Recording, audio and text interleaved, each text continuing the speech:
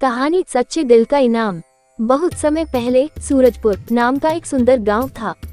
उस गांव में एक किसान रहता था जिसका नाम था गोपाल। गोपाल सीधा सादा, ईमानदार और मेहनती इंसान था। गांव के लोग उसे बहुत मानते थे क्योंकि वह कभी किसी का बुरा नहीं करता था। गोपाल की पत्नी सीता और उसका 12 साल का बेटा अमित था। अमित बहुत होशियार था, लेकिन कई महीनों से वह बीमार चल रहा था। गोपाल और सीता का सबसे बड़ा सपना था कि उनका बेटा ठीक हो जाए, लेकिन गांव के वैद्य और हकीम सब असफल हो गए। मुश्किल घड़ी।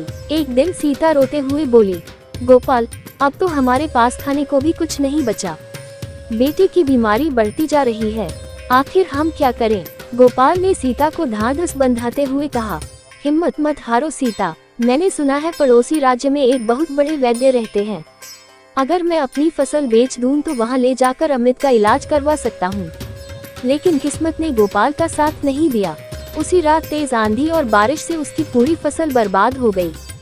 सुबह जब गोपाल खेत पहुंचा तो उसकी आंखों में आंसू भर आए।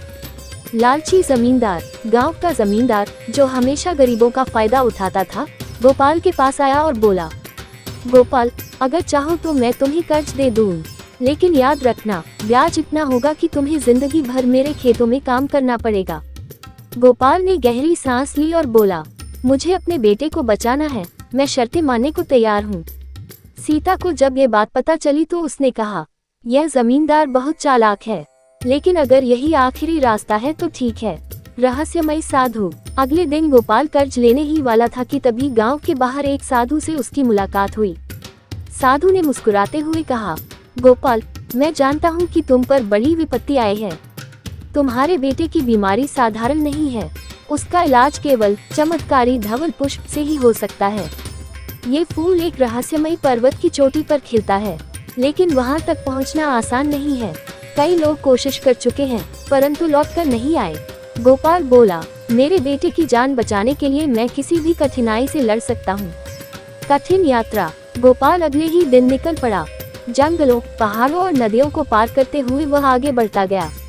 रास्ते में उसे 3 परीक्षाएं मिली। पहली परीक्षा लालच की। उसे रास्ते में सोने चांदी से भरी एक गुफा मिली। एक आवाज आए, अगर ये खजाना ले जाओगे तो धवल पुष्प कभी नहीं मिलेगा। गोपाल ने बिना सोचे खजाने को छोड़ दिया और आगे बढ़ गया। दूसरी परीक्षा भय की। एक विशालकाय नाग उसके सामने फुफकारने लगा, लेकिन गोपाल ने साहस रखकर कहा, मैं किसी को नुकसान नहीं पहुंचाना चाहता, मुझे केवल अपने बेटे की जान बचानी है। ये सुनते ही नाग गायब हो गया। तीसरी परीक्षा करुणा की। पर्वत की चढ़ाई पर एक घायल पक्षी तड़प रहा था। गोपाल ने अपनी थैली से थोड़ा पानी और कपड़ा निकालकर उसकी मदद की। अचानक वह पक्षी सुनहरी रोशनी में बदलकर आकाश की ओर उड़ गया। चमत्कारी पुष्प। आखिरकार गोपाल पर्वत की चोटी पर पहुंचा। वहां एक झील थी और झील के किनारे सफेद चमकता हुआ धवल पुष्प खिला था। जैसे ही गोपाल ने फूल को तोड़ा, पूरा पर्वत रोशनी से भर गया। एक दिव्य आवाज आई, गोपाल, तुम्हारा दिल सच्चा और निष्काम है, इसलिए यह पुष्प तुम्हारे बेटे को जीवन देगा। गोपाल तुरंत गांव लौट आया। उसने धवल पुष्प से अपने बेटे अमित का माथा स्पर्श किया। अमित ने अचानक आंखें खोल दी और उठ बैठा। सीता की खुशी का ठिकाना न रहा। अंत। ये देखकर गांव के लोग हैरान रह गए। वही जमींदार भी आया और शर्मिंदा होकर बोला, गोपाल, मैंने तुम्हारा दुख देखकर भी तुम्हें कर्ज में फंसाने की सोची थी। तुमने मुझे सच्चे इंसान होने का मतलब समझा दिया। मैं अब से किसी गरीब का शोषण नहीं करूंगा। गोपाल मुस्कुराया और बोला, सच्चा धन दौलत में नहीं, बल्कि अच्छे कर्म और स्वस्थ जीवन में है। उस दिन से गांव में हर कोई गोपाल को सम्मान देने लगा और उसका बेटा अमित भी पूरी तरह स्वस्थ होकर बड़ा होकर गांव की सेवा करने लगा। सीख। सच्चा दिल, ईमानदारी और करुणा से भरा इंसान कभी हारता नहीं। चाहे मुश्किलें कितनी भी बड़ी क्यों न हो, सच्चाई और भलाई का रास्ता अंत में विजय दिलाता है।